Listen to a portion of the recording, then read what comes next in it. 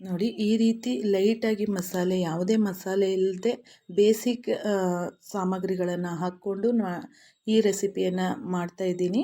ಒಂದೊಂದು ಕಡೆ ಒಂದೊಂದು ರೀತಿ ಮಾಡ್ತಾರೆ. ಹಾಗಿದ್ರೆ ಈಗ ಹೇಗೆ ಮಾಡೋದು ಅಂತ ನೋಡೋಣ ಅಲ್ವಾ. Hello friends, welcome back to Ruchi Payana. ಇವತ್ತಿನ ವಿಡಿಯೋದಲ್ಲಿ ನಾನು ಮೂಲಂಗಿ ಸಾಂಬಾರನ್ನು ಮಾಡಿ ತೋರಿಸ್ತಿದ್ದೀನಿ. ತುಂಬಾ ಟೇಸ್ಟಿಯಾಗಿರುತ್ತೆ ಮತ್ತು ಆರೋಗ್ಯಕ್ಕೂ ತುಂಬಾ ಒಳ್ಳೆಯದು. ಇದನ್ನು ಮಕ್ಕಳಿಗೆ, ವಯಸ್ಸಾದವರಿಂದ ಹಿಡಿದು ಮಕ್ಕಳವರೆಗೆ ಎಲ್ಲರಿಗೂ ಕೊಡಬಹುದು.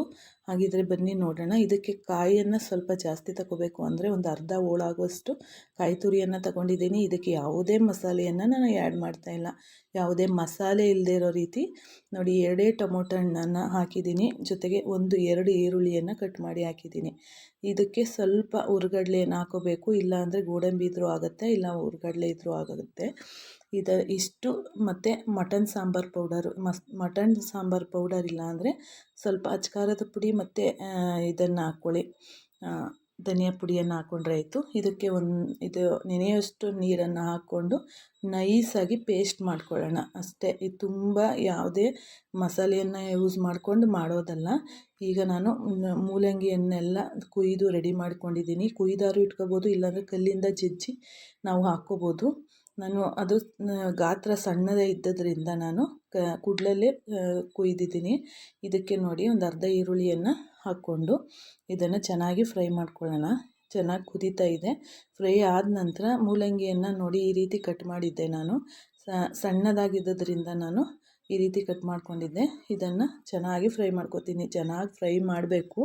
ಇದರಲ್ಲಿ ಮೇನು, ನಾವು ಮೂಲಂಗಿ ಸಾಂಬಾರನ್ನು ಮಾಡ್ತೀವಿ ಅಂತಂದಾಗ ಚೆನ್ನಾಗಿ ಫ್ರೈ ಮಾಡೋದ್ರ ಮೇಲೆ ಇರುತ್ತೆ. ಯಾಕೆಂದರೆ ಇದು ತುಂಬ ಒಂಥರ ಸ್ಮೆಲ್ ಇರುತ್ತೆ. ಕೆಲವ್ರು ಮಕ್ಕಳಂತೂ ಇಷ್ಟನೇ ಪಡೋದಿಲ್ಲ, ಕೆಲವರಂತೂ ಮೂಲಂಗಿ ಸಾಂಬಾರು ಅಂದರೆ ಬೇಜಾರು ಮಾಡ್ಕೊತಾರೆ.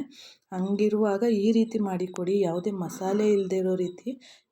ಇದರ ಸ್ಮೆಲ್ ಜೊತೆಗೆ ಮಸಾಲೆನೂ ಹಾಕ್ಬಿಟ್ರೆ ಅದು ಚೆನ್ನಾಗಿರೋದಿಲ್ಲ. ಈಗ ರುಚಿಗೆ ತಕ್ಕಷ್ಟು ಉಪ್ಪನ್ನು ಹಾಕ್ಕೊಂಡಿದ್ದೀನಿ. ಹಾಕ್ಕೊಂಡು ಇದನ್ನು ಚೆನ್ನಾಗಿ ಫ್ರೈ ಮಾಡಬೇಕು. ಹಸಿ ವಾಸನೆ ಏನಿದೆಯಲ್ಲ ಅದಷ್ಟು ಹೋಗುವವರೆಗೂ ಇದನ್ನು ನಾವು ಫ್ರೈ ಮಾಡ್ಕೋಬೇಕು. ನಾವು ಎಷ್ಟು ಚೆನ್ನಾಗಿ ಫ್ರೈ ಮಾಡ್ಕೋತೀವೋ ಅಷ್ಟು ಚೆನ್ನಾಗಿ ಈ ಸಾಂಬಾರು ಗ್ರೇವಿ ಬರುತ್ತೆ. ಈಗ ನಾವೇನು ಮಸಾಲೆ ಇಲ್ಲದಂತೆ ಬರೀ ಟೊಮೊಟೊ, ಈರುಳ್ಳಿ, ಕಾಯನ್ನು ರುಬ್ಬಿದ್ವಿ ನೋಡಿ, ಅದಷ್ಟೇ ಹಾಕಬೇಕು. ಇಲ್ಲಾಂದರೆ ಅದ್ರ ಇನ್ನು ಚೇಂಜೇ ಆಗೋಗುತ್ತೆ ಅದು ರೆಸಿಪಿ. ಅದಕ್ಕೋಸ್ಕರ ಇದಿಷ್ಟೇ ಹಾಕಿ ಮಾಡಿ, ಒಮ್ಮೆ ಟ್ರೈ ಮಾಡಿ ರುಚಿಯನ್ನು ಹೇಗೆ ಬರುತ್ತೆ ಅಂತ. ಕಡಿಮೆ ಇಂಗ್ರೀಡಿಯೆಂಟ್ಸ್ ಬಳಸ್ಕೊಂಡು ಕಡಿಮೆ ಟೈಮಲ್ಲಿ ರೆಡಿಯಾಗುವಂತಹ ಮೂಲಂಗಿ ಸಾಂಬಾರಿದು ತುಂಬಾ ಟೇಸ್ಟಿಯಾಗಿರುತ್ತೆ.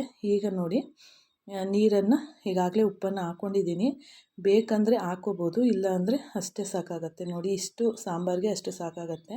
ನಾವು ತಿಕ್ನೆಸ್ ಎಷ್ಟು ಬೇಕು ಏನು ಅಂತ ಒಂದು ಸತಿ ಚೆಕ್ ಮಾಡಿ ಇದನ್ನು ಒಂದು 2 ವಿಸಲ್ ಅಷ್ಟೇ ಕೂಗಿಸ್ಕೋಬೇಕು. ಇಲ್ಲಾಂದರೆ ಮೂಲಂಗಿ ಕಲಸೋಗ್ಬಿಡುತ್ತೆ, ಬೇಗ ಬೆಂದೋಗುತ್ತೆ. ಎಳಸಾಗಿರುವಂಥ ಮೂಲಂಗಿ ಅದು.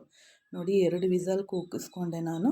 ಇದಾದ ನಂತರ ತೆಗಿತೀನಿ. ನೋಡ್ತಾ ಇದ್ದೀರಾ, ರುಚಿಗೆ ಎಷ್ಟು ಕಲರ್ಫುಲ್ಲಾದಂತಹ ರುಚಿಯಾಗಿ ಬಂದಿರುವಂತಹ ಮೂಲಂಗಿ ಸಾಂಬಾರು ರೆಡಿಯಾಗಿದೆ. ಇದನ್ನು ಮುದ್ದೆ ಜೊತೆಗೆ, ಬಿಸಿ ಬಿಸಿ ಅನ್ನದ ಜೊತೆಗೆ ತುಂಬಾ ಟೇಸ್ಟಿಯಾಗಿರುತ್ತೆ. ಮುದ್ದೆ ಜೊತೆಗಂತೂ ಏಳು ಮಾಡಿಸಿದ ಕಾಂಬಿನೇಷನ್ ಅಂತಲೇ ಹೇಳ್ಬೋದು. ಮುದ್ದೆ ಮತ್ತು ಈ ಮೂಲಂಗಿ ಸಾರು ಎಲ್ಲ ಆರೋಗ್ಯಕ್ಕೆ ತುಂಬಾ ಒಳ್ಳೆಯದು. ಮತ್ತು ಈಗ ನೋಡ್ತಿದ್ದೀರಲ್ಲ, ನಾನು ಸರ್ವ್ ಮಾಡ್ತಾಯಿದ್ದೀನಿ.